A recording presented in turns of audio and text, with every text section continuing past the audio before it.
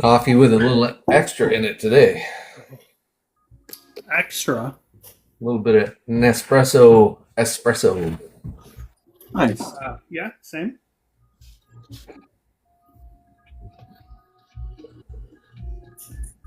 I tell you what, though, you can see my cup is only almost empty.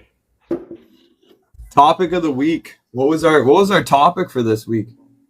Exactly that. Good stuff, buddy. I like it.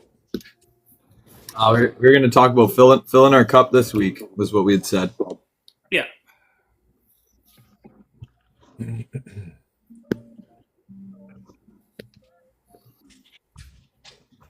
Cool. Tell you what, hey guys, that cup needs to be filled. I'm tired. Holy. Ah, Not woken that's part of it, right? Recharging. Part of filling your cup is recharging, right? You got to try to fill up your own cup a little bit.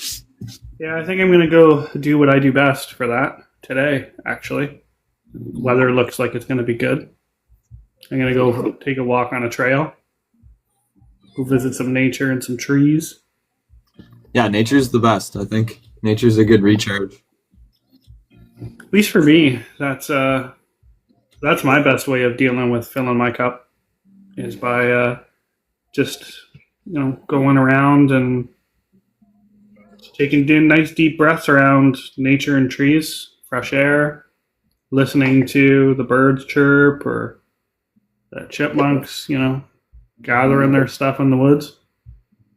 It's my favorite way of refilling my cup. Yeah, that's important. Mm. How do you fill up your cup, son? I do a lot of walks. I try to take 3 walks a day. Try to have a morning, a midday walk, and an afternoon walk, or like a late night walk usually. I try not to take my phone with me, or if I take my phone, it's just, if I'm going to go to the convenience store or something, or, if I'm going to walk to a store. But generally, I try to disconnect from technology and take different ways through the neighborhood. So I'm always looking at something different as well. And I find that's like an easy way where I don't have to drive anywhere. I don't have to do anything but just simply walk. No music, typically no music, no nothing. No work, no TikTok, no friends usually, unless it does happen occasionally.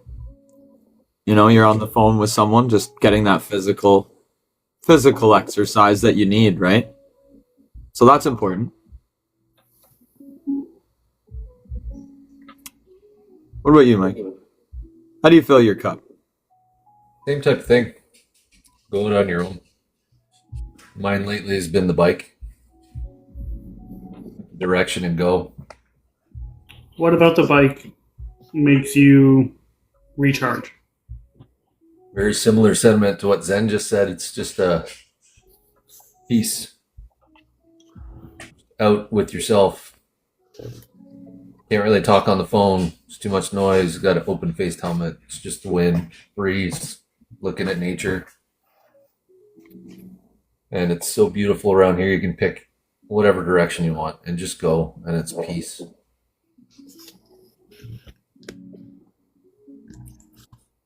Do you ever find yourself going somewhere to try to be like more quiet, or can you think through? Because I would know, even if I go for car rides and stuff, I feel like I know a bike's different, but I just find something different when you're like on the ground, like moving slower. It's part of the reason I bought the bike I did, because I was always on sport bikes, and this is a cruiser. So my mind was always racing on the bike, and it would calm down only after I went a certain speed or did certain things. Now it's nice to just go, and whether there's traffic or not, just relax and breathe.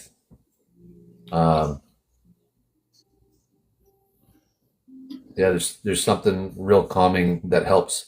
It's funny because it's normally only after I accomplish something here. So I think that ties in with it.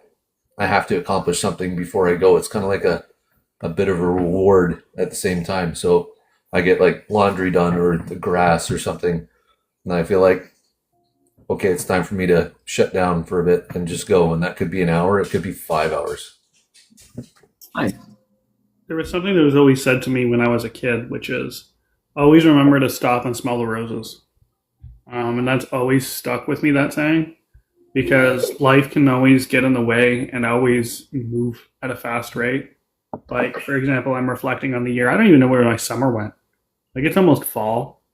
And I'm like, like, you gotta stop sometimes and just appreciate what's around you and appreciate, what you see and what you have. Because time is short in some ways. And the world is really meant to be a fast-paced environment. And if you don't take that time to slow down and smell the roses, so to speak, you could really be missing out.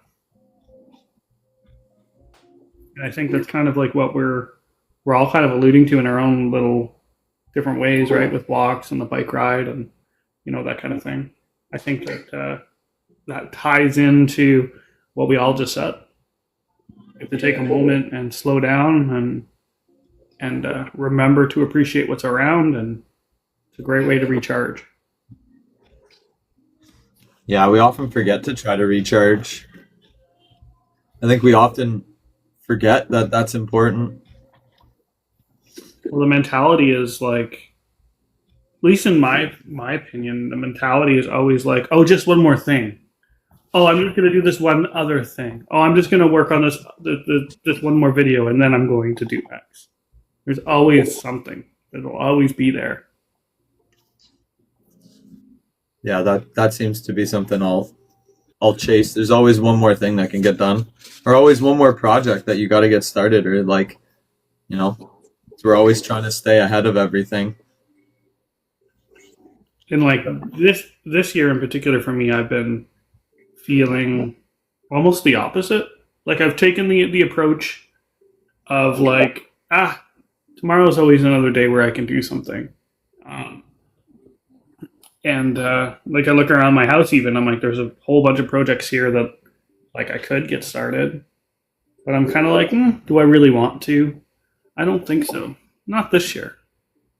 It's kind of when I'm looking around my room right now, I'm kind of going like, oh, I have to do that, I have to do this.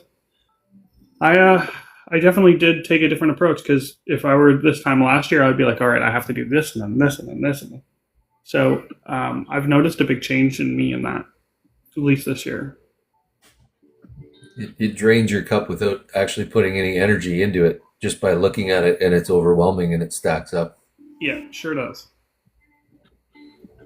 And Zen, when you go for a walk, like it's kind of like it's walking with a purpose, but it's a different purpose. Because like I've trained a lot of people for fitness, and one of the biggest things that I told them, which is funny because I used to use that to recharge, was training other people. Was when you go for a walk with a purpose.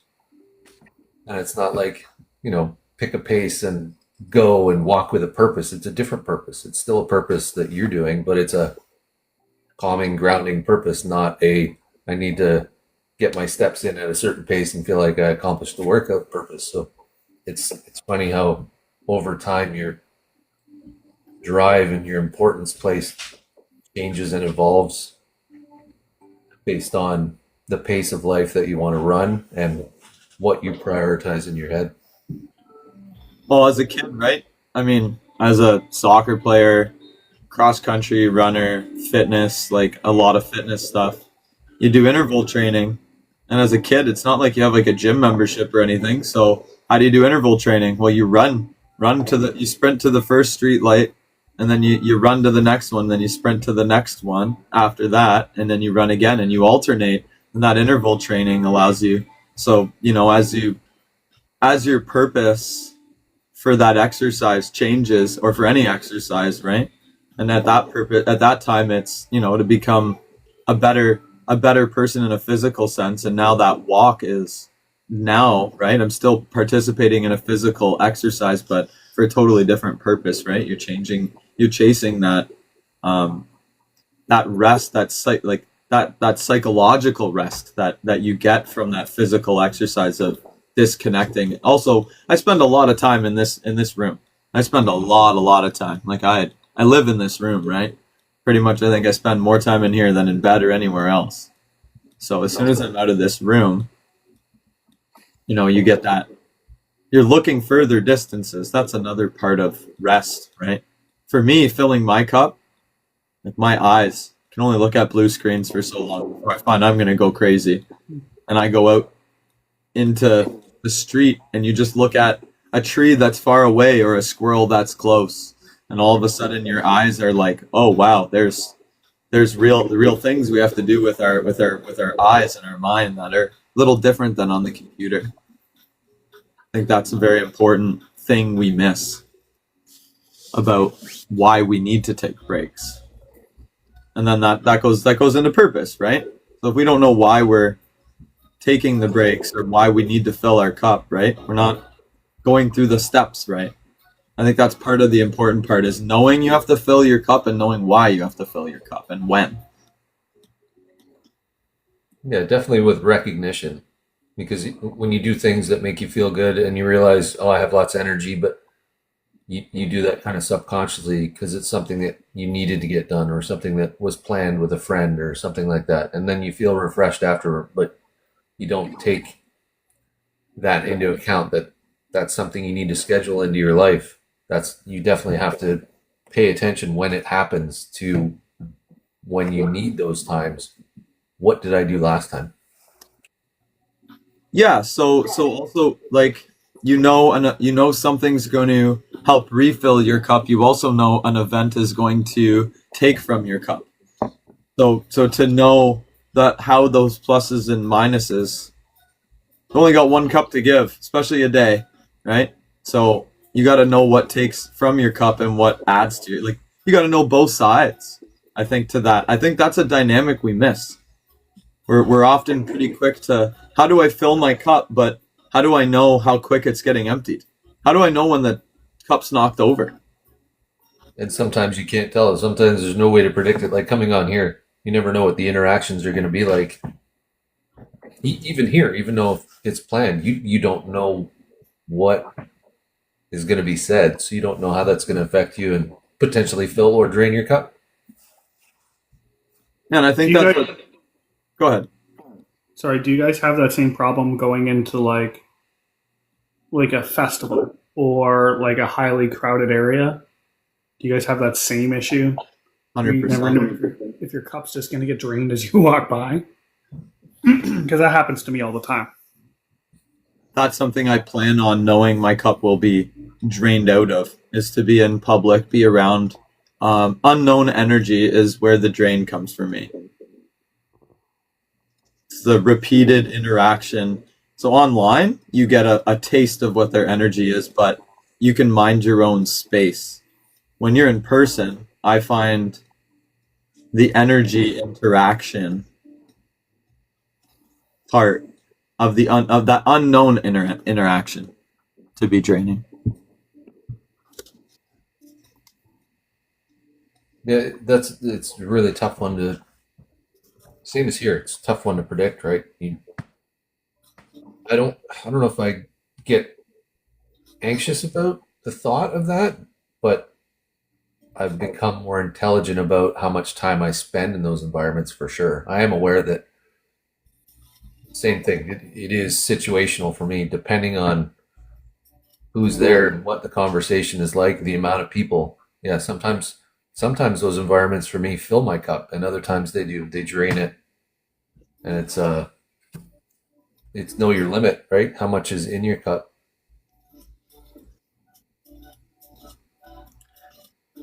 Sometimes overfill is too much. Like overfill is overwhelming too, and that can have an adverse effect. I've had that. You just need to walk away from everything and get it off. I don't think I've ever had a too full cup. I usually sit on that like halfway or near empty. I find most times to be reflective. Like as we're thinking about the cup, like I don't even remember a time where I can think that my cup was like, oh my God, you are so full right now. Like, to be honest, like I'm like thinking about that, I'm going, I don't even remember the last time.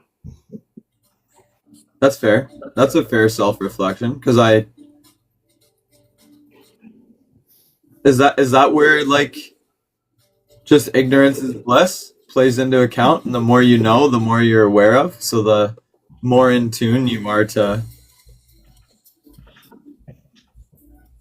I feel like flight or fight kind of situation. I'm thinking about like just reflecting on all of that. I'm kind of like, huh, how do I feel most times, fight or flight? And why? And my why is like what do I have to do today? Oh, I have to go to Costco today. All right, well I'm gonna need half a cup just to go into that B because I know by the time I get out of Costco, I'm gonna be drained. So I'm like, okay, so I need a half a cup to go here, a half a cup to go here, you know, a third of a cup to do this. Like just in general, like this, what's been going through my mind right now as we're talking about that. It's like, what do I have to do today, and how much is that going to take out of my cup? It's interesting because I've never really thought of life in that way. I've always just been, all right, I need this much, okay, muster it and go. Never like, oh, I'm going to need a full cup today, so might as well generate, you know, Saturday or Sunday. Never really thought about it like that. Well, for me, I can only put so much energy. Like, I've come to realize now, right? This is like, I'm on year 3 of really, major, for me, it's still a major adjustment. Now, I can only put so much energy every day towards only so much. So for me, if I want to dump everything into one day, it's going to take another day after to recover. Like, I have to know that now, right? Whereas your recovery time would be different without. You'd be able to wake up the next day and recover quicker. But physically, I don't recover as quick. So I can only exert so much. And so I think part of that is just being honest with yourself, as hard as that is, and knowing and like I said, I think learning to know what takes from you and what you can do to help rejuvenate. And you just have to be really honest with yourself. And I think the more honest you are about that allows you to, like, the saying, you're only cheating yourself. When you lie to yourself, when you lie, you're really only cheating yourself. It's that same kind of thing. If you don't know what's actually going to fill or take away from your cup, and you're not in tune to that, that's going to be draining in itself. If we're not tuned into who we are, I don't think I'm fully tuned into who I am every day. I think that's a process. yeah, of course. Everyday learning, like and you change too. You can't predict how you're going to react. You can think. I've been in that situation before, but you never know. And it's funny that you use Costco. Like, going to Costco, I used to feel the same way. I absolutely love shopping now wherever I go, and I know that is one of the most extreme places to go as far as that goes, because it's just everything now all at once. There's so many products.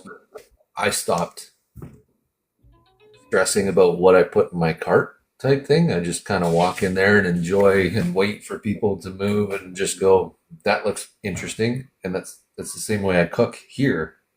That sounds interesting, and I throw it in and cook it. So I think I used to feel the same way about going shopping anywhere. It was all the stuff on the list, plus, oh, I better not forget, because then I'm going to let somebody down at home. And what if I run into this person there, or what are all those thoughts?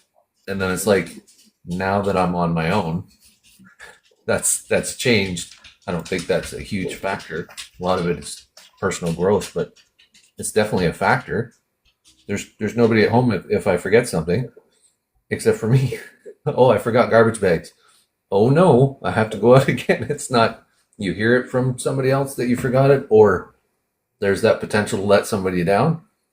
Yeah, you forgot it, but like you said earlier, tomorrow's another day. I can always pick them up tomorrow. So I think that's a big thing with me, learning that as I go. It's not a big deal to not stress about it, but it's funny the dynamic between different spots that you go with the amount of people. I'm still struggling with that. Do you know how many times I've been hit by somebody's cart at Costco? Them not paying attention or whatever, and just like full blamming me into the side.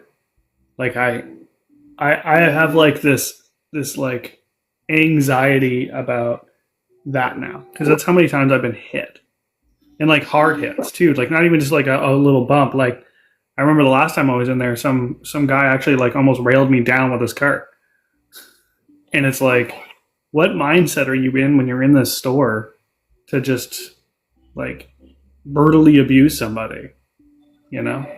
And like that's for me, that's where my energy goes, is like, all right, what part do I have to protect the most because it's sore today? Is it my hip? Is it my leg? Is it my shoulders? Like, what is it? And like that's the mentality when I go into a Costco parking lot. I'm sitting there in the car and I'm just like, okay, where do you hurt the most today? Because you want to protect that spot. Because I know I'm going to get hit at least twice, so I just got to figure out where to take those hits.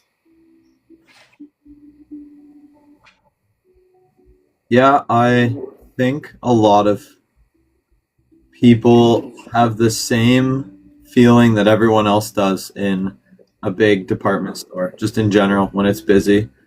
Everyone's got their list, can't forget anything, distractions, things on sale, might see people, a lot of things that are out of, people. I would say that we're not as avid shoppers as we were, to say we go to the store for the same things that we did 20 years ago. And, I know, even though we're not the oldest, but 20 years ago, still remember going into a store and getting items and buying, and that process was a much different structure for the feel. Now we have conveniences that when they're not there, that itself causes a disruption. I feel there's less time available for people, and so that allows them less time to fill their cup up, right? So that's people trying to minimize their time doing chores, right? Trying to get everything done, short amount of time to have as much time at home. And I think the biggest problem when we selfishly look to fill our cup is we might be spilling out others. And that's where I just wanted to say, even in something like Costco, when everyone's rushing around, that flow for everybody to do the right thing, or sorry, that opportunity to do the right thing would allow better flow through the store.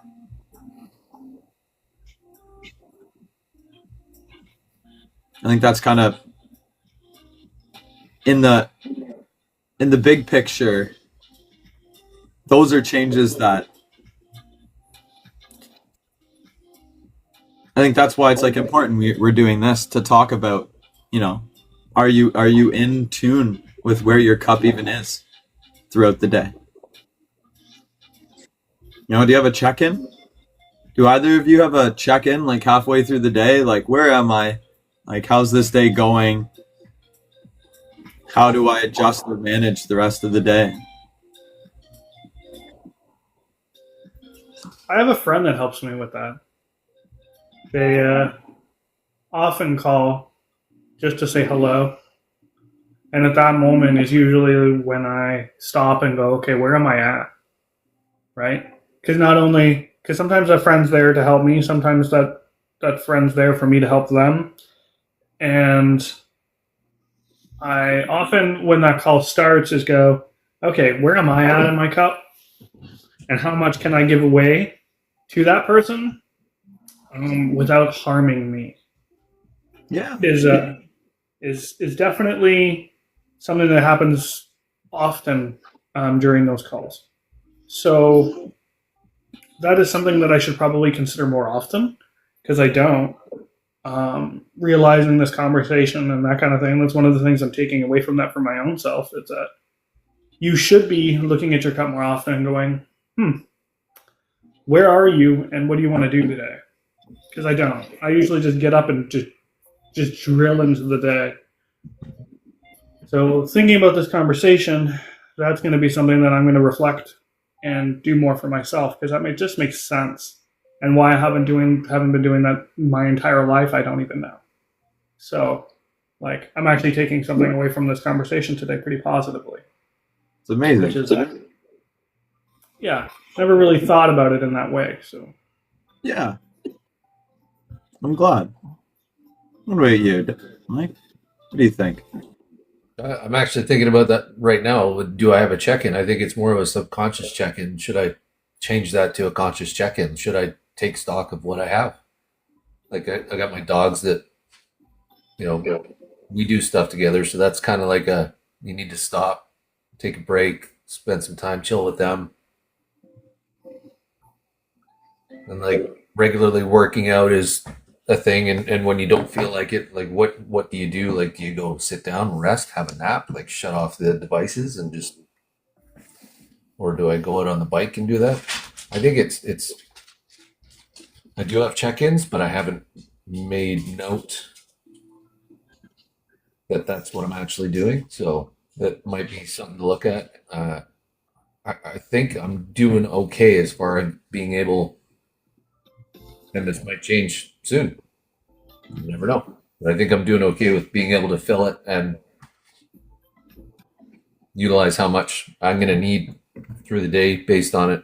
Some days you don't know and you can't tell. Like this morning, it was just filled up. Like just the amount of things that happened before I got in here that was amazing, just overfilled it. So,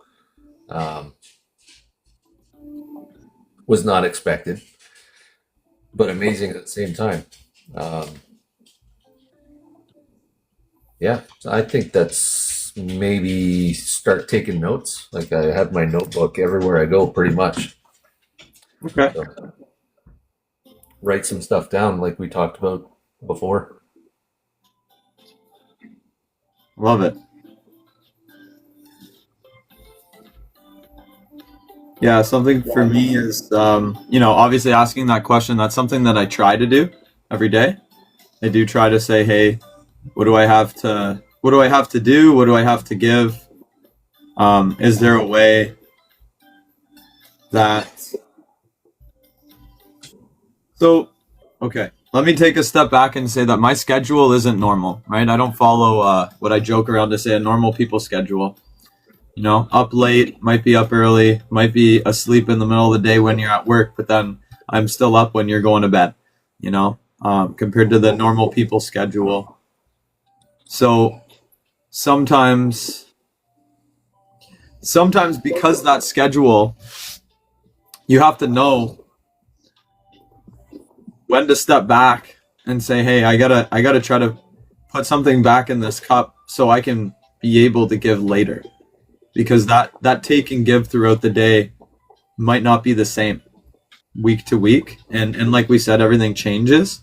But on a regular, I try to make sure that you check in with yourself.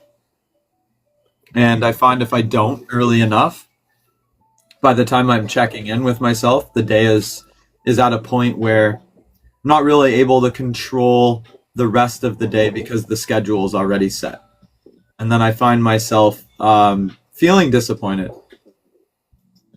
And I find if I disappoint myself, that takes away from my cup more than someone else being disappointed in me. So that was like an important thing to ask you guys is, what takes from your cup that other than actions taken by yourself. So what environmental, like what outside people, the environment, what changes in your life take away from your cup?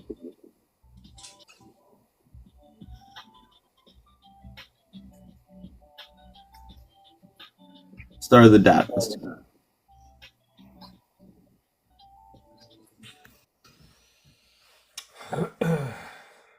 Coming on here is hit and miss. Sometimes it fills, sometimes it's very draining. And that's just whatever ends up in the dynamic. Like it depends on how much you focus on what's going to drain as well. Like people come into the chat and say supporting things, and you look and go, "Oh, that's amazing," and then people come in and say, "Oh, this just happened in my life," but that's like it's not a it's no fault of their own. It's just that's on their mind and it's important, and they're coming to a safe place and they're saying this just happened to me, and it could be something catastrophic and terrible, and depending on how what your relationship is with that person, it drains you because you want to give to them somehow. And it's the same thing in real life. When you talk to somebody, you want to give a hug or you want to give some support. And here, it's almost like it's a bit more draining than being in person because you can't offer anything but the sentiment, and it's hard to get across. So I think it can be an uplifting thing. It can be a draining thing based on what you see in the chat or who you're talking to in a box. Interesting. Like that. And you can't predict it, just like going out in public. Like you can't predict what's going to happen if you're going to get hit with a cart or if it's going to go smoothly. So what's something directly, though, that you know won't swing positive or negative? Something that you know will for sure empty your cup out, like, or will be taking from your cup?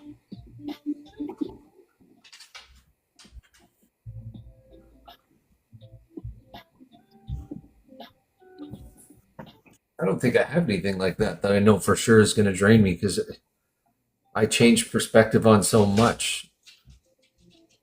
Okay. It used to stress me out, like going into the main office, and that there was a lot of tension happening there. And then I just actually listened to myself and that I can't do anything about it, and it has nothing to do with me. So who cares? And that helped. I can go in there with a clear mind and it not be draining at all. It's actually like I maintain my level based on the interactions I have in there, obviously, but used to be stresses with family. I would say paperwork, actually. When you have that looming mail you have to open and bills I would say bills. I always feel a bit drained after that. Like there's that accomplishment that the bills are paid, but it's going through the ones because I usually take like a day and concentrate on all of them. Even though it's online, I like to keep the paper copies and file them and all that stuff. Not a fan. Not a fan. And I think maybe I need to reevaluate how I think about it and how I do that, because that is a draining thing and it shouldn't be. Because you're accomplishing something, so it should be a positive, but Well, I would say that's a drain. no, I don't think paying the bills is filling anyone's cup. Yeah. Definitely.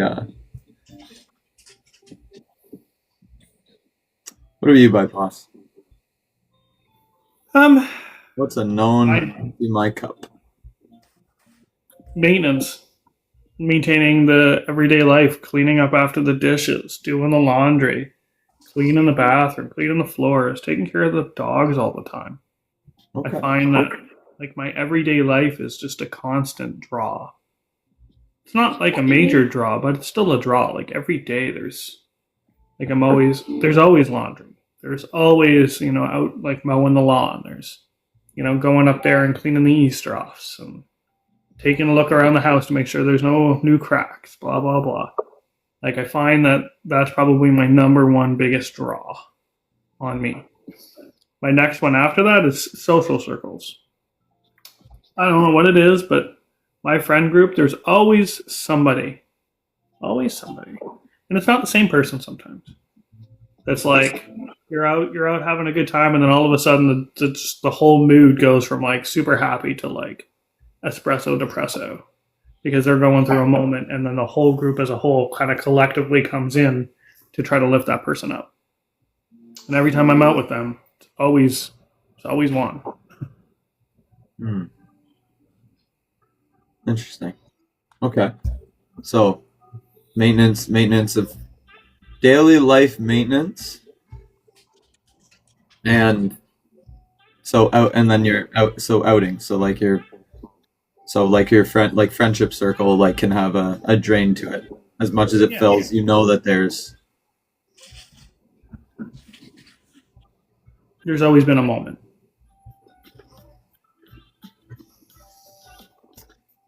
And you, sir? well, um,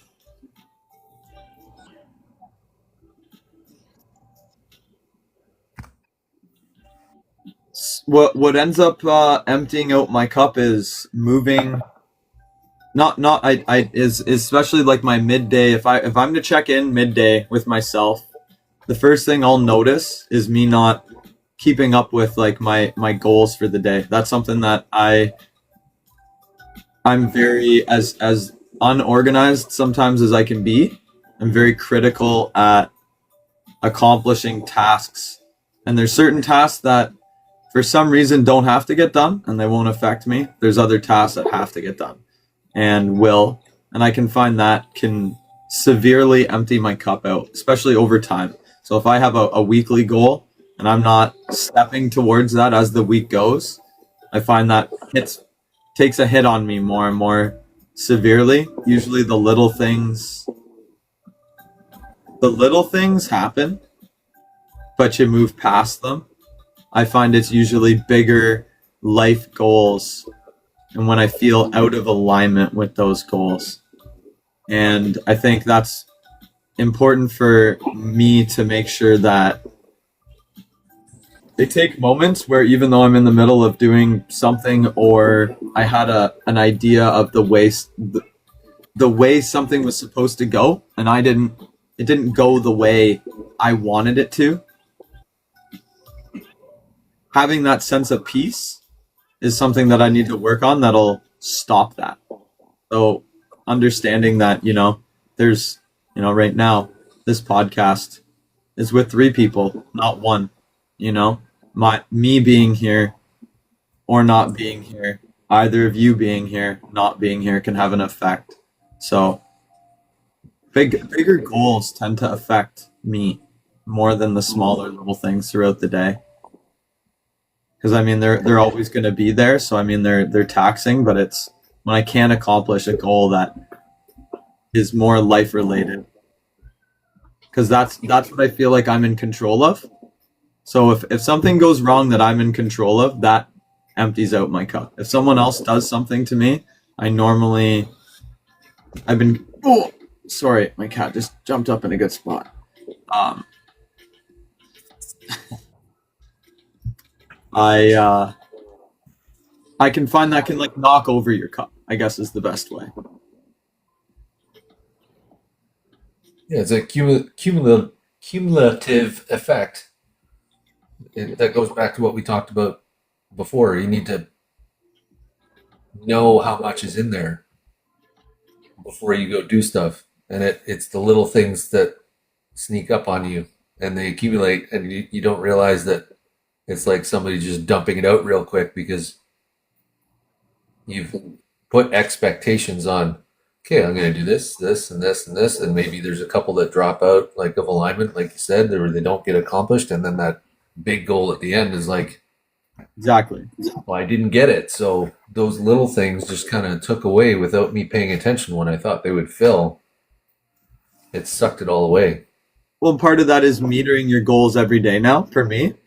So knowing how much I can give each day so that I can get to the end of the week and get that larger goal done and then keep my cup full for the next week. Because you can look at each thing, you can look at, you have so much to give each day, but then by the end of the week by week, if we don't accomplish our goals, what we really want to do in life, we'd all expect it of each other to say, hey, when you have something you want to achieve in life, you go and get it. And if you need help, you ask for it, right? Because we all can't, as much as we check in with each other, you're responsible for your own goals. And so for me, I try to avoid feeling disappointed when I have an expectation for others, right? Because if I have an expectation for someone to do something, that's my idea, my version of you, right? And you all have a different idea of what version of me exists. So for me to assume that that's the way things should go forward, I think will knock your cup over. So if you plan for people to be themselves, right? And then that's why I try to focus on, if I don't accomplish something, that's something that I likely could have controlled one way or the other, right? Because we can all ask for help, whether we choose to or not. We all have to remember we can ask for help. We all choose not to, right? So I think I think a reason for that might be like the burden. No one wants to burden someone else with their own cup. You know, yeah, I think that ideally that's why people don't say, "Hey, my cup's empty," and that's something that like I've been working on too, because I grew up with like your crap is your own problem, um, and no one's there to help you. Like that's how I was raised, unfortunately. And it took 20 some odd years for me to start realizing like that's not okay. Like it's okay to go, to your group or whatever and be like, hey, like I need some help over here. do you find pride gets in the way with that? All the time. Are you kidding? This is the number one thing that gets in the way. With me too, because you can, there's a way you can struggle through it. So Yeah, because you have forever, you know? you go the only way you know. When it's a guarantee, there might be struggle all down that road, right? Struggle written all the way, every step you take, but that's your path to the hard path, but it's a for sure path is the best way to say it. It's not the true path, because I don't think it's the right path either, but it's the true path that will get you. It's that path that'll get you to the end one way or the other. It's a firm,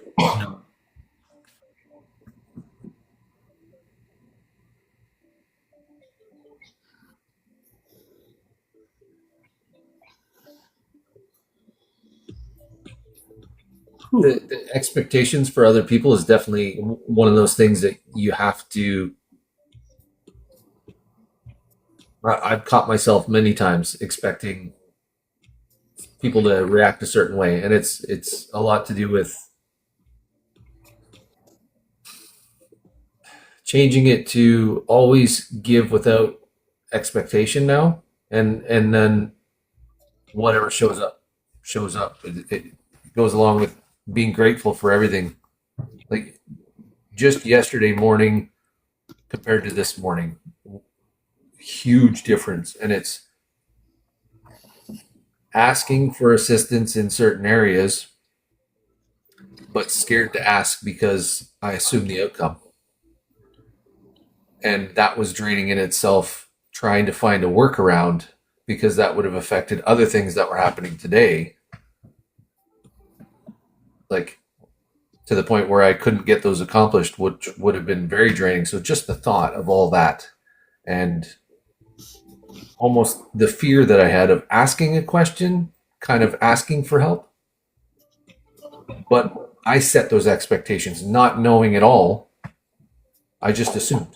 So I think a lot of that is afterwards, it was the thought of, I'm grateful that that challenge happened and I overcame it, but trying to understand why I was anxious about asking the question in the first place. Because it was like, I can get this done myself. Like you said, Bite Boss, I should be able to handle this because it's my problem.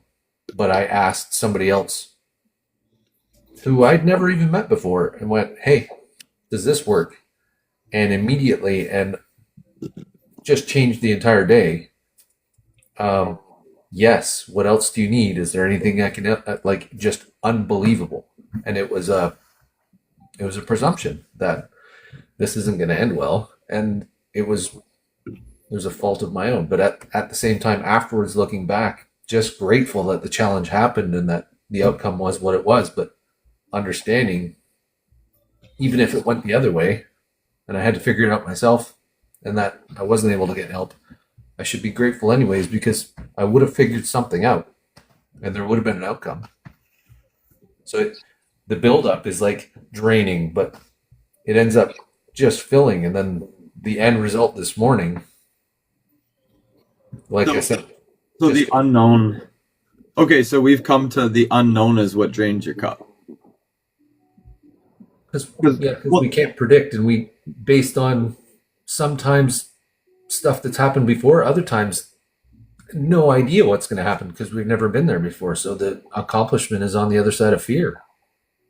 okay, no, I'm glad. No, because like before, right, when we were talking, you kind of alluded to like nothing kind of like emptied as much, right? Like it was hard. And so like I'm glad we like kind of discovered that, you know what I mean? Like still fear of unknown, you know, it just kind of came out through the conversation that's because I would say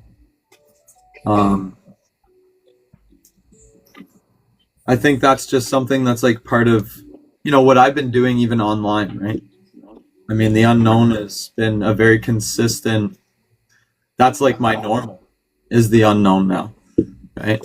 Every day for me is a completely between my own health, interactions with environment, career path. So for me, that's something that, you know, I've just come to adjust to. But that doesn't mean that, you know, there's days where it affects me more or less. But I think the unknown is a big thing that we all often ignore, right? Because it's the unknown. It's the things that we don't always predict or expect that end up taking from us, right? And it was honestly what both of you said that brought me to that conclusion by talking it out. Yeah. Like boss going shopping and me feeling a different way about it, but it's funny how you put it into context in your head, but kind of put that other thing you thought about off to the side. And then when you say something else, it brings it back in. You realize, like you pointed out, it is the unknown. And we've all talked about it. Well, but like part of it is we like that's I think that's a pretty normal human thing though, right? To protect any chance of even exposing a weakness. Like that's just a human behavior, right? Who wouldn't want to protect, you know, if you have soft gooey insides, right? Who doesn't want to have some sort of protection on that, right? That goes for all of us.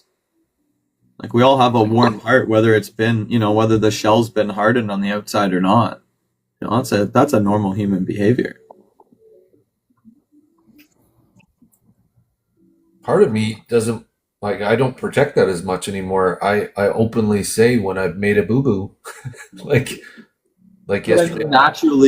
Just naturally through the conversation, right? We prove that, and that's what I'm trying to say. We'll naturally stand in front of a weakness so far that like we're blind to it because we're in front of it, right? Like we don't even think about that weakness because it's an unknown or it's something that we're protecting, and we're so used to protecting, right? And then you stand in front of it. You don't look. You're not always reflecting on what you're standing in front. Maybe you don't necessarily know what you're standing in front of either, right? You don't necessarily know. Like you can go numb, right? You don't know you're standing in lava sometimes. Yeah. Yeah.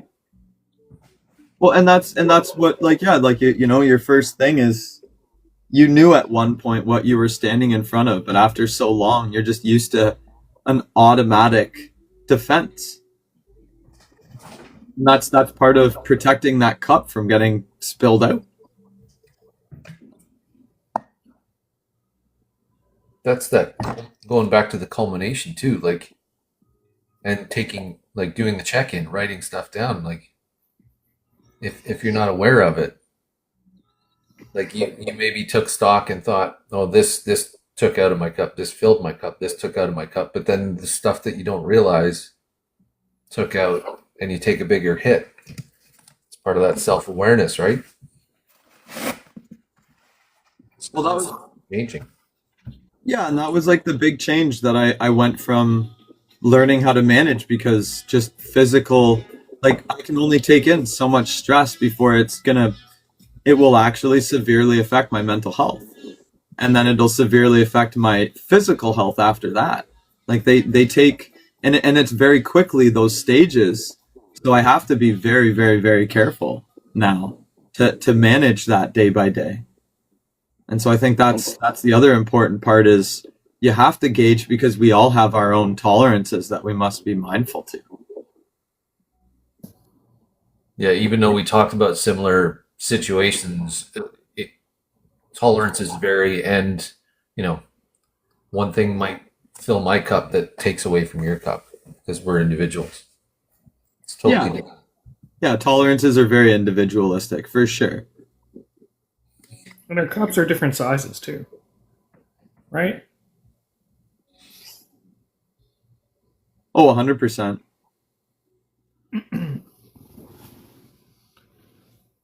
And no one really knows how big. Like, that's the other thing. Everyone only sees what gets poured out. No one really sees the pouring in, but the person pouring out, and no one really sees the cup size of another person. And that's where it's like really important not to judge each other. I don't know about you, but I did not expect to be talking about cup size this morning. Unless it was like an A, B, or C, right?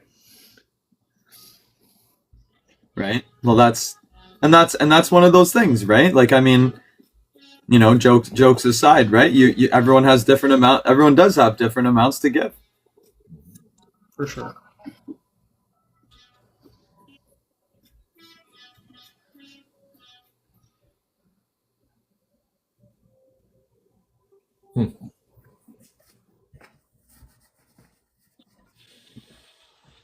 Ooh, that's a tough topic today. A lot of reflection. Good topic, though. Oh, for sure. Well needed. I have a question for both of you. How do you plan to give? So there's always situations where we are out of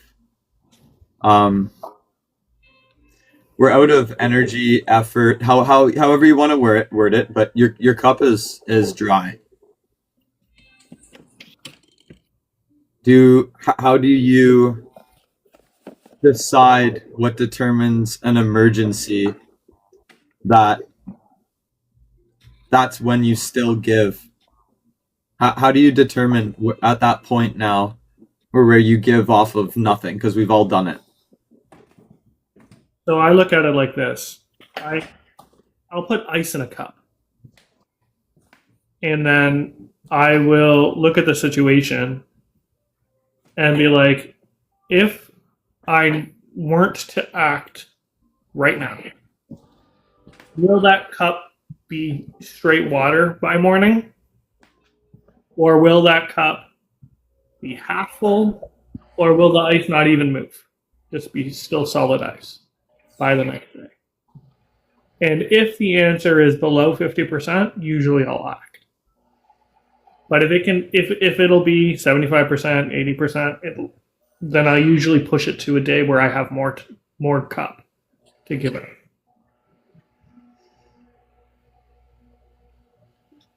Okay. Does that make sense? Kind of. I was gonna say maybe if give an example to that situation. Okay, so a friend calls me up crying because they had a really bad day. Like 4 significant things happened to them, and they're drained out. I'll look at that situation and go, okay, I'm going to have to give something to this conversation to give them at least a bump to get them to 50%. Because if I can get them to 50%, then we can reconvene tomorrow or the day after and fill that cup back up. But I don't want them to be at zero either. So I judge how much I can give them and then be like, okay, here you go. Here is the energy that you need. I'll reconvene with you tomorrow. Maybe you leave them with an inspiring quote or a funny joke or something like that, and then circle back the next day and then check in with them and see where they're at. Because they might have been able to fill their cup with someone else or on their own, or they might need another boost. So that's a situation that kind of happened earlier in the week. And I was like, I was already at a low point. So I was like, okay, I hear you. You're heard. Here's some thoughts to think about and reflect on, and then I'll check on you tomorrow. And I checked on that person the next day, and turns out that they went out and sung out all their stress, and then their cup was almost full when I talked to them the next day. So it was great. I was like, okay, good. That would be one example. Another example would be somebody, let's say something tragic happened to someone, right? I'll probably spend my entire day with them, regardless if I had my cup at dry or not. I'd go into the negative, right? I know to stabilize someone. That would be kind of my two thoughts on that, with two examples. Did that answer your question? Yeah. So you give to your broken. If I have to.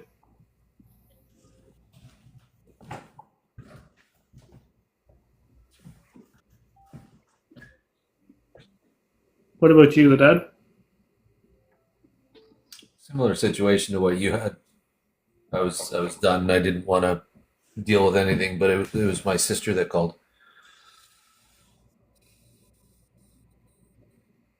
And usually it was the assumption thing again, right? I can usually tell what's going to happen with that conversation. But yeah, it's, you give in that case, or if it's a friend, you give regardless of what you have left. So it constitutes need. It's very situational, like the other times. Yeah, you unload because they need it more than you at the time, and how do you get it back if it goes too far? That's do you ever think about that before you do it? Just to add a little extra thought to your original question, right? When you go down to that point, is that ever even a thought? For me, no. Because my friends, the people that are close enough to my circle to get that effect, they're usually ride or die people. For me. I don't usually let average acquaintances to have that type of access to me. So those who do have access to me are usually ride or dies. And if they're ride or dies, then I will give them everything if they needed it. Especially if I even if they don't ask and I can see that they need it, doesn't matter. I'll give them my all. But that's also the same respect I get back. At least I believe so.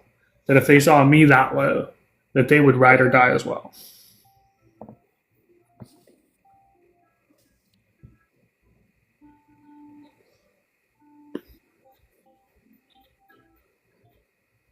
What about you, Zen? It's just it's interesting because I think my kind of, I was trying to tease out and I'm gonna be direct. I was trying to tease out of both of you of where your limit is to say no, right? Because so my issue is I get to a point where the quality of what I can give back might be less than someone else. And so only because I might be that first lean in, I take that as sometimes if you have nothing to give, you have nothing to give. And you get to those points where physically, financially, emotionally, mentally, just overall, when you really feel zero, you're going to give everyone what you can as a good person.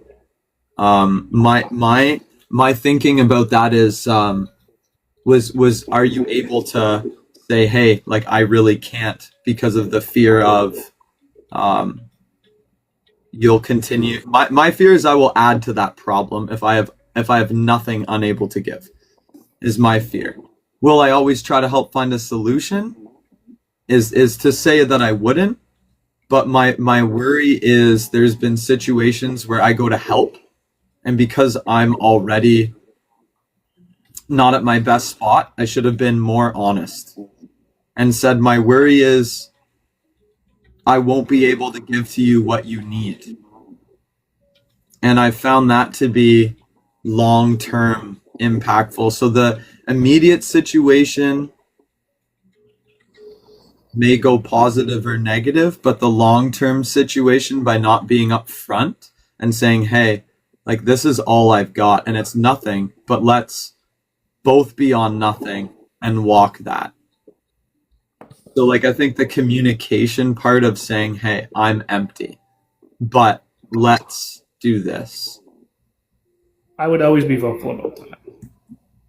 I was just trying to see what I'm trying to get out of all of us too, right? Is as we grow through the podcast, to figure out the best way of us to be good and kind to each other. And part of that's being upfront and honest. Because if you're about to, and I'm just, not to be, but if you're on that last drop, right, flowing through your body physically, let's not to be graphic, you don't have anything to give. You have to be honest to say, hey, if I take a step, I won't take another step after this, and then I cannot help you past this. And that's kind of what I'm alluding to. I'm trying to get like as much as we want to be strong and have like, we all have really good, we all have strong pride. We all do. We're all very proud people, and that's great. I'm trying to learn to be a better, more honest person, not with other people, because I'm very honest with others, but to be more honest with myself and where I sit each day, right? Because if I can't be honest with myself, with what I have to give to myself, how can I be honest with even either of you? That's my direction, just to be. I think that goes back to what we touched on in one of our other podcasts, boundaries, right? Yeah. Where do you set your limits and your boundaries? But we've all seen that phone call or had that message from somebody that you just go, I can't. Yeah. Whether you pick it up or message back or respond with I can't, I just can't right now. And there's always a follow-up. But that's sometimes it's a conscious effort not to put it out, and so other times it's a conscious effort to go, okay, well, I know that there's none, but I'm going to do it anyways.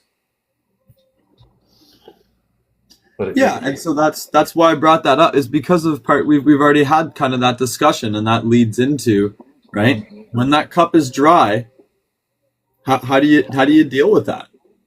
Because that person does need you. I'm not changing that scenario, right? That person needs you, whether you like it or not. But what you have to give is just,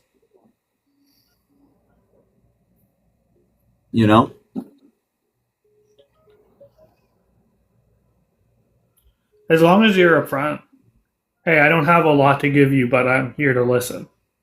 Mm-hmm. Sometimes that's all people need is the listen part. Yeah.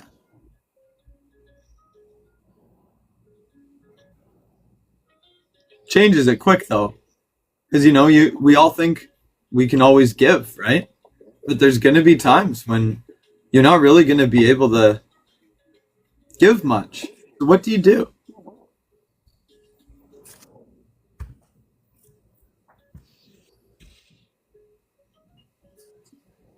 Yeah, it's not like there's a reserve on your gas tank. Like there is, but It's not like you ever know what the reserve is. It's like when the gas tank gets empty in the car and you think, oh, I can make it 5K. I've done 5K before.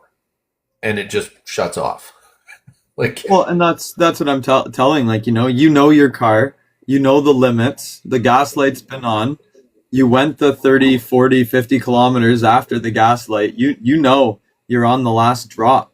Like, you pick up that person on the side of the road, you're rolling, you're rolling 15, 20 steps that person could have taken on their own. Like, that's my kind of my example, right? I'm going to pick you up on the side of the road and try to drive you where you need to go, but that car has no gas. So as much as you want to help, now you're both, not picking up that person, you would have glided to the gas station, but picking up that person, you have nothing to give them. So you didn't change their situation by stopping to help. And that's kind of the scenario of, I think we all get stuck in that. And then it's what do you do? yeah, the walking together part, though, when you pick that person up, can that person help push? Yeah, but what I'm saying is you would have made it to the gas station had you not stopped. So if you would have just glided by that person, you would have made it to the gas station. But you, on your way by, you have to tell that person that you have nothing to give to get to that gas station so you can come back the next day to help them. Can you do that? Often what I usually do, at least what I've done in the past when I'm in that situation, is I usually shut everything down. Like radio silence for myself. Looking at past situations. When I'm in that on empty, usually I go radio silent to everybody until I have enough to at least get like half a tank. And then I usually resurface. At least that's what my past self has told me. That I often do when I get that low. Whether that still is today, I don't know. But because it's been a while since I've been on E. Like since I've been that low. But looking into my past, that is what I've done. Until I get to a point where I'm more stabilized, and then I usually resurface.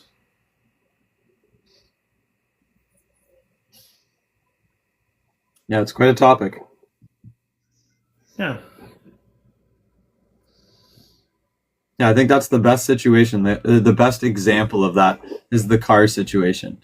You can glide to the gas station on your own, but if you stop with that person, it's not feasible for you both to push to the gas station.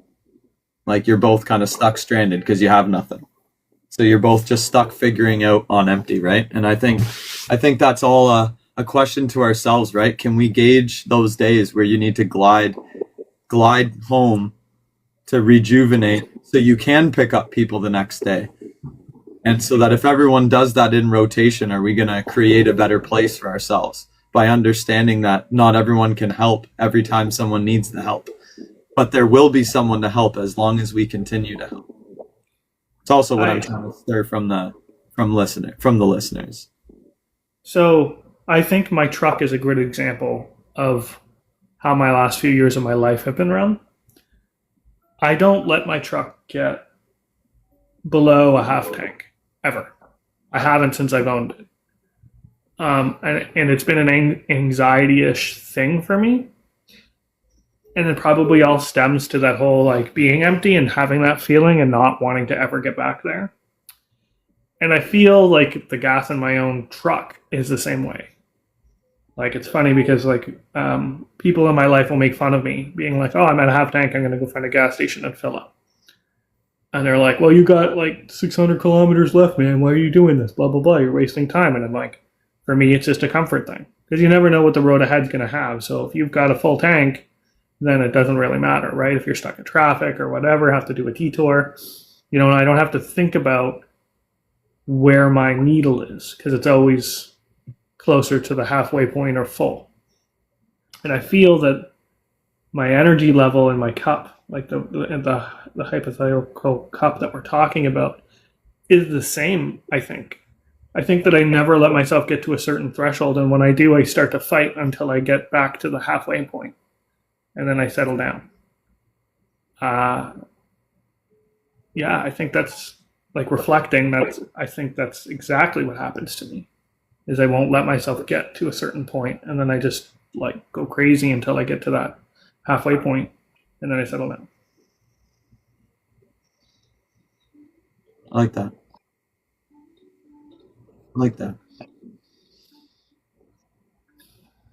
Yeah, like you're trying to. It's stressful doing that, by the way. Like it is not easy, but like reflecting that's kind of like when you said like when you're on E, I'm like I don't even remember the last time I was below the halfway point in the last 5 years. Yeah, that check-in to always know where you are, I think is like super important. I've never done that until maybe really the last 6 months, just because I've had to, right? I've had to say, hey, where am I? And you know, in the vehicle perspective, how far do I need to travel today? And that's where, you know, I will take my, you know, and I advocate everyone, take your rest where you need it if you can. Because you got to get to the end of the road.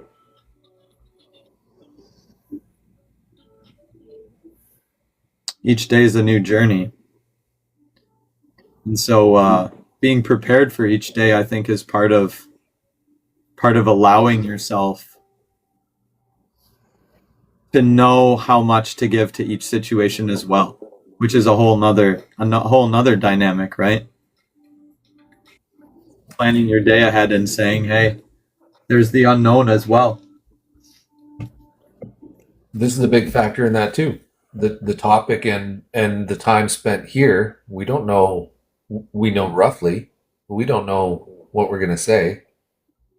And do you empty your cup worrying about the topic being vulnerable? Because we're all being vulnerable here. We're opening up and showing a bit of ourselves that people maybe haven't seen before, and we're talking to each other. We're showing each other maybe things we haven't seen before. Does that empty your cup, or does that fill your cup?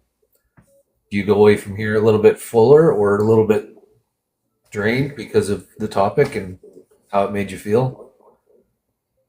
Yeah. It's a tough one. It's definitely situational. But the one thing that helps me with all of that is that knowing that the two of you, your intent is not to harm, but to understand and educate, helps me keep my level on wherever I was. Like usually after these meetings, like after this podcast, I'm never usually lower than where I started. Usually I'm a bit higher, but kind of in the middle usually. Like I feel like my cup doesn't change necessarily. Like I haven't given you any more than you've taken, and I haven't given out as much as has been refilled, so to speak. But I think that has to do with the two of you and the trust and that mentality of knowing that it's not coming from a harmful place. Allows me to also keep my guards down. I don't have to put up my walls with you two. You know, and that also helps. Because putting up your walls takes that energy and takes away that cup.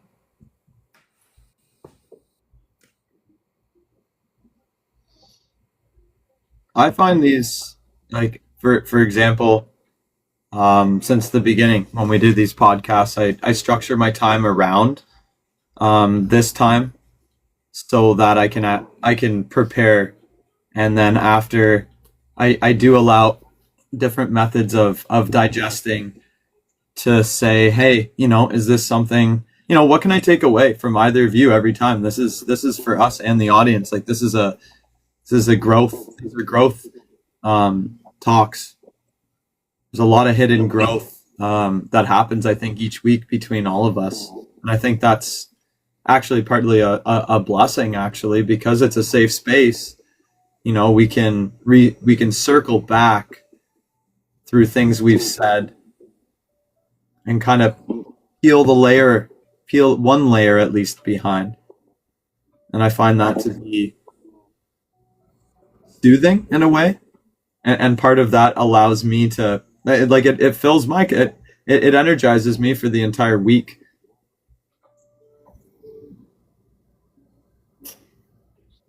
I like hearing. I like the on the spot questions too. I like that we do that with each other.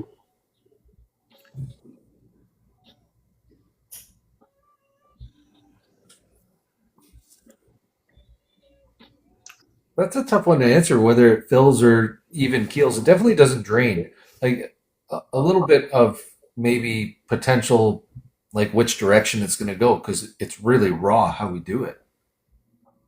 But I don't think it's draining. I think it's pretty even, but it does as it goes on, and we do it more and more. It's definitely more like I get more excited about it coming up to it, and more excited about it when we do it, and then the feedback helps too. Like the real time feedback, like you said, the what we talk about during helps. Like it's almost like we're emptying our cup, and that's filling our cup at the same time. Like we're having our coffee, and I think that like it's super symbolic to what we're doing here. We're sitting enjoying coffee and recharging for the week, and it's exactly what it does. And then on top of it, to go through the week and hear how positive the feedback is from it, it just adds to it, and it makes you want to do better and all that stuff. I think, yeah, in general, positive, and same thing, being able to just open up and be genuine for each other, and the fact that there's other people watching. There's a little bit of anxiety because there's other people watching, but at the same time, it's amazing to get out with people that you trust. Yeah, for me, that anxiety went away because I'm not. Ooh, I'm going to word this in a. So for me, the audience listening in and here currently with us, I feel like we can tease their brain as well with thinking outside of the box or thinking in a way that they don't normally think sometimes. And for me, I'm almost that goes under my pride category. Like I'm proud that I'm here and I'm proud that I'm sharing my thoughts with all of you. And that if you can take away a different point of view or a different perspective, for me that's a win. That that it's like a way to help bring everyone around you a step forward in their life goals and their careers and their thoughts and their way of thinking. And that's the whole reason why I am here, is the fact that we have that opportunity to educate somebody in a way that's positive without harm, without the like, oh, well, you think this way because, like when you have a general conversation with somebody you don't know, you have that instant wall of like, do we think the same? Do we act the same? Do we communicate the same way? But in like these, I feel that it's because it's respected and people are listening. It's more of like, here is how I feel about something. You may not agree, and that's okay. But at least you have the time and you took the moment to listen to what I had to say and respect that I had this thought, this feeling, this moment in time.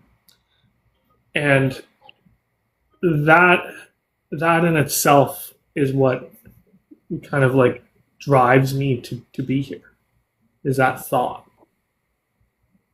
I like that. I like that a lot. That's fantastic. Just wanted to share that with you too. Yeah, that's beautiful. Everyone listening. Yeah. They keep circling around that very thing.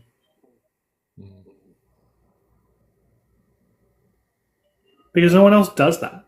Where do you know where you could go on the internet right now and have a raw, open, general conversation about something and walk away from it thinking, I never really thought about that.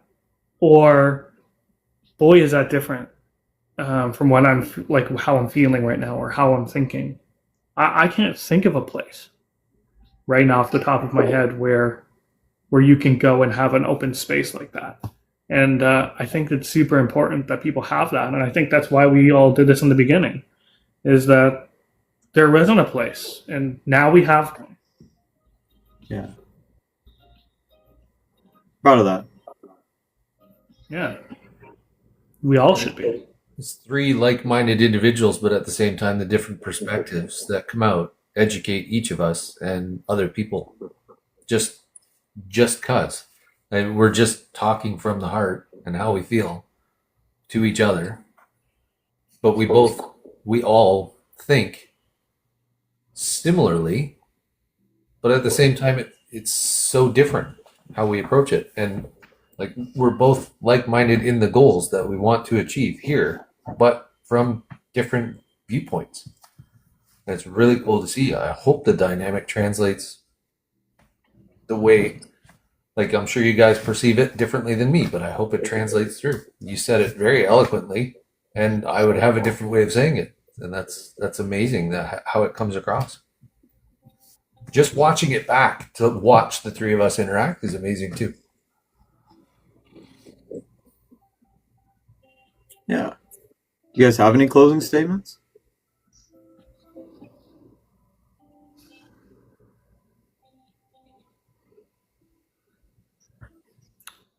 If you were to take anything away from today, it would be, self-reflect and know where you are with yourself. And ultimately, like, we all have room to grow and we all have, things to learn. But, just the simple, where am I today is like a great first step forward. And if you take anything of what was said today, that would be the thing that I think that you should remember. Definitely. It's amazing. Does anyone else have anything to closing statement?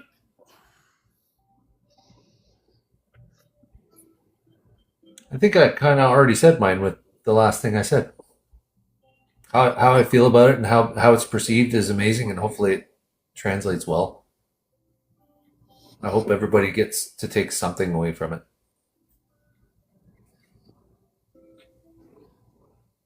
How about you, Zen?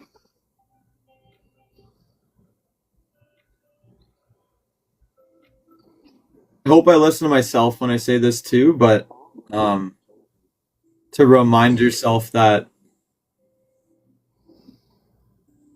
as much as we want to take inventory or a sight all the time of where our glass, how full our glass might be each day, to remember that there's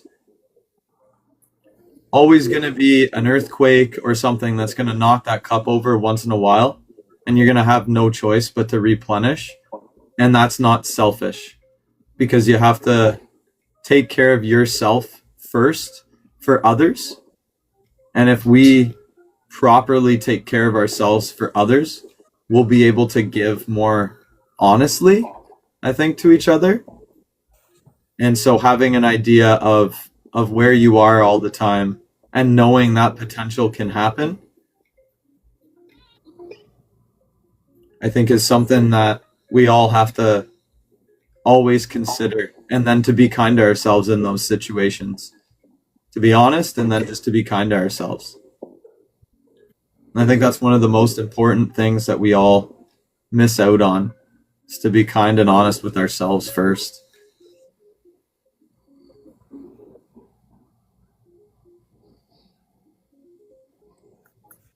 Hope that resonates with everybody.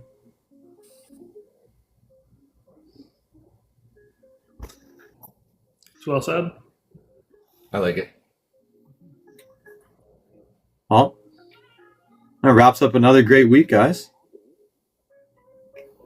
Another great job. It's a good recharge for Sunday. Yeah. Thanks everyone for tuning in. And everyone have a great week, and hopefully everyone tunes in next week. You too, guys. Take care. Thanks, everybody. Smiles, everyone. Cheers.